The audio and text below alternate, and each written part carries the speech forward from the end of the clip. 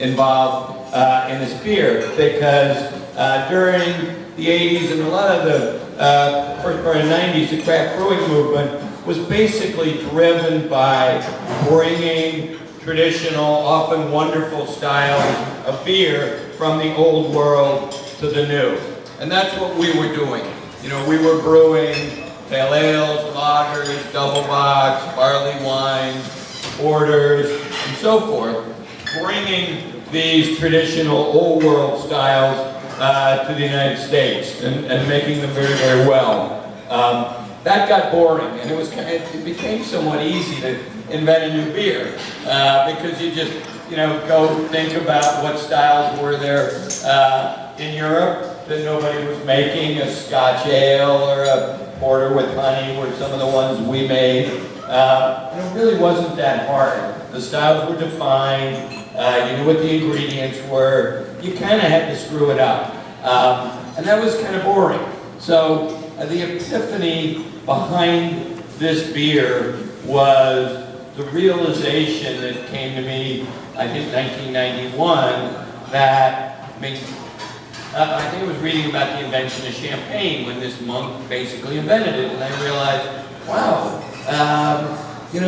things that we accept as being permanent and sort of, gifts in some way, like champagne or like brandy or like pilsners or, pale ales or porters. They didn't exist when God made rocks and dirt and trees and things like that. They were human creations. Human beings, out of their own, passion and curiosity and ingenuity, created these traditional styles of beer because there was a time when they weren't traditional. And the epiphany was, who's to say that every great beer that could possibly be made has already been made? And that was the impetus for the first extreme beer. It was called Triple Bock. I don't know if anybody remembers it.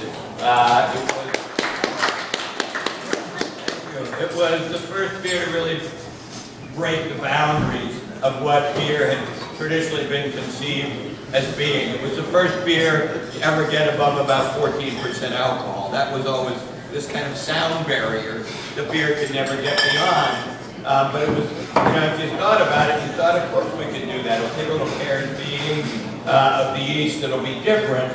But so we set out on this voyage, and we got it up to about 17–18% alcohol. And at that level, the ethanol became, a dominating flavor ingredient, and that created the problem: how do we deal with all this ethanol without, being nasty again, like that nasty cognac?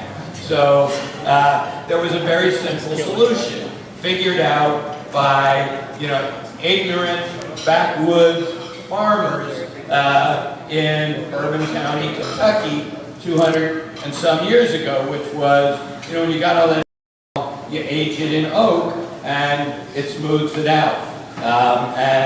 I saw these bourbon barrels at Home Depot that were being sold as planters, and I realized there's a glut of these things. They can't, they can send some to Scotland, and the rest are just chopping them up and selling them to Home Depot. So we called Bluegrass Cooperage, got bourbon barrels.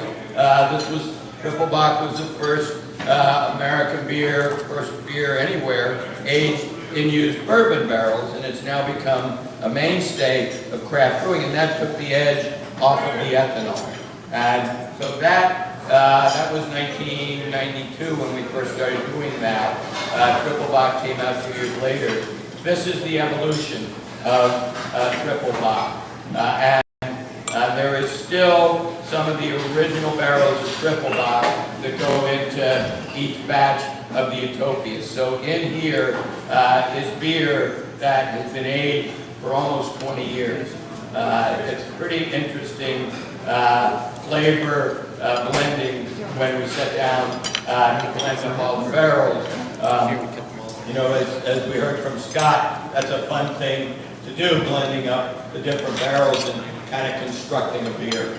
So that's, it's now almost 20 years since we started pushing the boundaries of beer. This is the latest version of Utopias, and just sip it. Just put a tiny little bit, you know, put like 5 cc's in your mouth and just let the flavor fill your head. It's extremely aromatic, extremely potent, and don't chug it. And if you're going to chug a bottle, do me a favor, call 911 first so that they can get you to the ER. Cheers.